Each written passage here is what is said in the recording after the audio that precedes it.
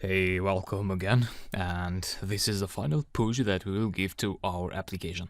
So by the end of this lecture, you'll have a fully working program that can store and retrieve book records in an SQLite database. So as you know, we have two scripts. We have frontend.py and we have the backend.py script. We are completely done with the backend.py script. So we have built all of our functions that connect to the database, insert, view, search, and delete and update data. And now we need to go to the front-end script because we need to tweak it a little bit so that the front-end script is able to get data from the backend script, or more specifically, is able to get the function outputs, which are basically tuples of data, and then insert those tuples of data in the list box. So basically the user presses a button and then these functions are triggered and the data are inserted to the list box. So let's start from the easiest things. And the first thing I would like to implement is to get the records in the list box when the user presses the View All button. First of all, as I mentioned before, you need to import the backend script in here so that you are later able to refer to your functions as something like backend.view, for example, for the database view function. Now, I have been mentioning that to attach a function to a button, you need to go to where you have defined that button, so to the button function, and then you add a command here. So command, and then here goes the function. Now if we just call the view function of the backend script, so if we do backend.view, all we are doing is just executing the view function, so we aren't inserting any data to the list box. So what we want to do is have another function and have that function grab the data from the view function and insert those data to the list box. For example, let's call that function view command. Just like that. Remember, you don't pass brackets here, because if you do, when you execute the script, this function here, if you do like this function will be executed when Python reads your script. But you don't want that. You want that when you press the button, when the user presses the button, this function is executed. So Tkinter knows that, and if you just pass this like this, Python Tkinter will execute it when the button is pressed. So view command, and now you need a view command function. So let's write our functions just here.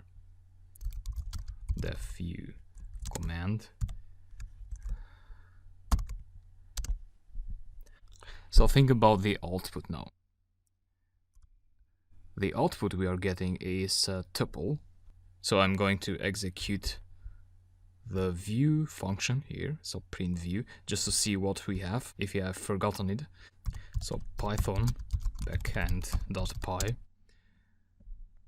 and so we have a list of tuples, so tuples inside a list, and what we want to do now is to insert each of these tuples, so each of these database rows, as a new row inside the list box. So what we can do is, we can iterate through this tuple. So that would be for, let's say, a row in backend.view. So this is actually this list here. So this is actually an object, a list object. And then list 1, I believe that's how our list box is called. So yeah, so it's a list 1. That's a variable holding our list box dot insert, and then the insert method gets 2 arguments. The first argument is the index where you want to insert your values. So you have a list box, and that list box has several places. So yeah, it has the first place, and then the second, third, and so on. So if you want to put it in the first place, you do enter 0. If you want to put it in the second, you would enter an index of 1 here, and so on. But think about that. We are iterating through this tuples. So we go to the first tuple, and then we would want to put it, and we would want to put this tuple as the first item of the list. And then we would want the second to be put as the second item, and so on. So in such cases, the insert method also has a special index that is called end. And then you pass the row. So what that means is that the new rows will be put at the end of the list box. So you have this row, and this is put the first one, and then this will be put at the end of the existing rows. So that ensures that every new row is inserted at the end of the list box. So I hope that is clear. And I would actually like to execute the script. So now we have the front end. .py. And I have made an error here, so actually I want to import backend here. Like that. Execute again. And we got the interface. So let's see what view all has. Name backend is not defined in line 5. So back, yeah, of course it's not defined because I have a typo here. Backend. Alright, let's try it again. Close it. Let's see. Great, so we got the rows displayed in the list box. But when you press it again, and again and again and again, these rows will be appended to the existing ones. So we need to think about how we can actually have an empty list box when we press the button. That's actually very easy to do. We need to ensure here that when these lines are executed, the list box is already empty. So what we can do is list1 delete and 0 end ensures that you are deleting everything from the index of 0, from the row with index of 0 to the end, to the last row. So let's see how that goes. View all, and if you press view all again, you always get all the rows that you have in the database, in the table. Great. Let's now go ahead and define a similar function for the search entry button.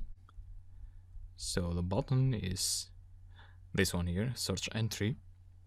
And again, we want the user to enter at least one value in the entries, in the entry boxes, and then they press the search entry button, and then they expect the program to return the rows that contain the entry that the user input in the entry box.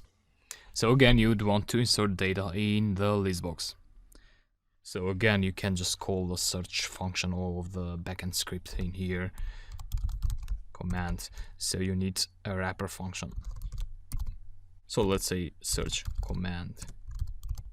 Another good reason that you want to use these wrapper functions, so to say, is that in some cases, like this one here, you are passing some parameters to the function. So if you look at the backend, and the view function didn't have any parameters, but the search function has some parameters. So that means you're not allowed to put brackets here. So you have to use another function where you call your main backend search function with parameters actually, and that's what we're going to do now. So def search command. And again, the search command, what we'll actually get as argument is a title that the user will input, an author, name, and year, and ISBN number. Now, the way we're going to get these parameters is from the entry widgets. So, where's the entry? Here are the entry widgets. And you should remember that we have this string var object here. This variable that has the string var data type will be given as a value the text or the number that the user enters in the entry widget. So keep that in mind. Let's go ahead here and the first thing you want to do is list1.delete. So you want to empty the list. Alright, and then you need to loop through the backend list output, because you know, in this case, let's execute this quickly. So the backend script. So we are searching for the author name John Smith, backend.py. Alright, we don't have any John Smith at the moment, so let's look for John Smith. So we got an empty list there. Save again, and you'll see that we got a list of tuples. So in this case we have only one tuple, but you get the idea. That means we need to iterate through for row again in backend dot search, and here you need to be careful. So the search function has parameters, and the first parameter will be title text. So the text that the user is inputting in the entry widget, in the text entry widget. However, we are not done, because the title text is actually a string var object, so it's not a plain string. And what we need to do is actually append a get method here, and this will output a string object. So if the user enters John Smith there in the widget, this will produce a simple John Smith string. So I hope that makes sense. Author text again, get method. Then we have here text.get, and lastly ISBN text.get. So for row in the list that the search function will output for us when it searches the database, we simply want to insert new values at the end of the list, just like that. I can see the syntax highlighting is not working here, so I probably have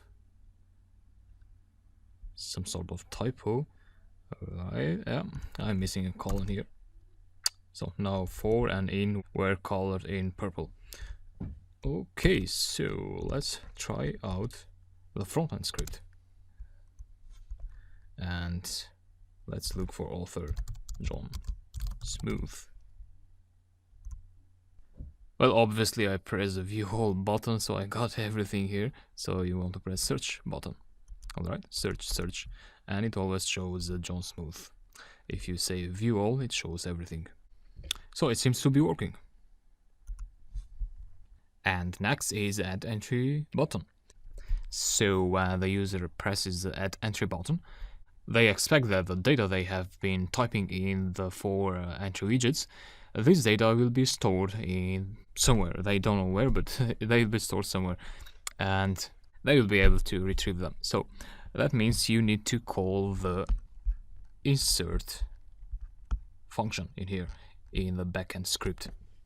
So this function will get these 4 arguments, so the values from the entry widgets, and it will post them in the book table.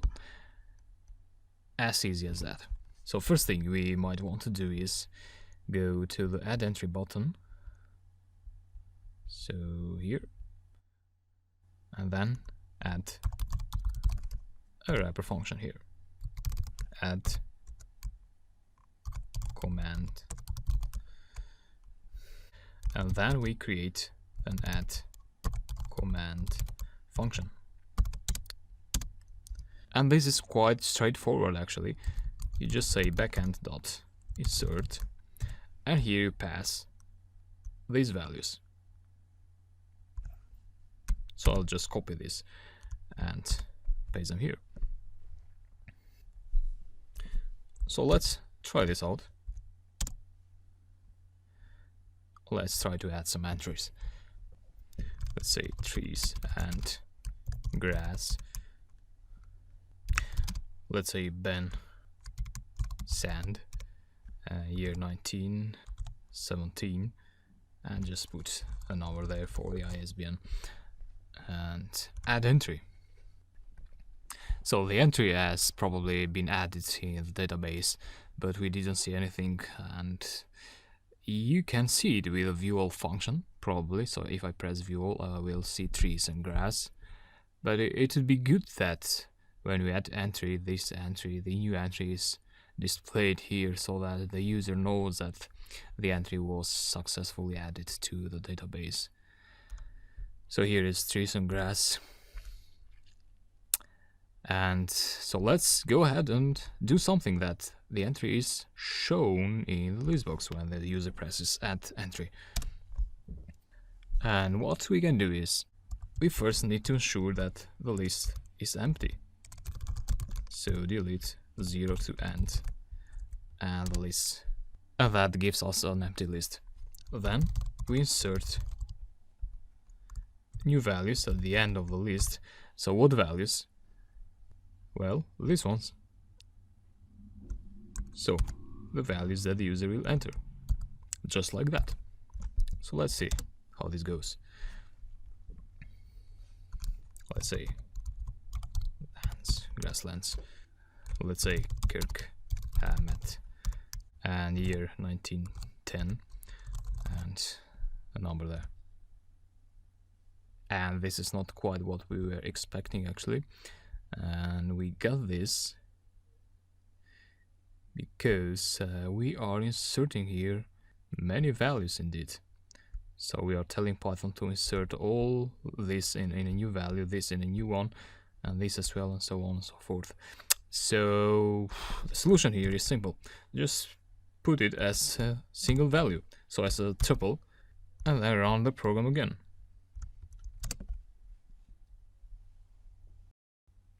We have an error here, so we need one more bracket because this bracket here closes here. So just like that. Try it out again. Let's say Wonderland. Helena Gomes, 1944, and a number here. Add entry. And now we have the row in one single line. View all, and Wonderlands is there.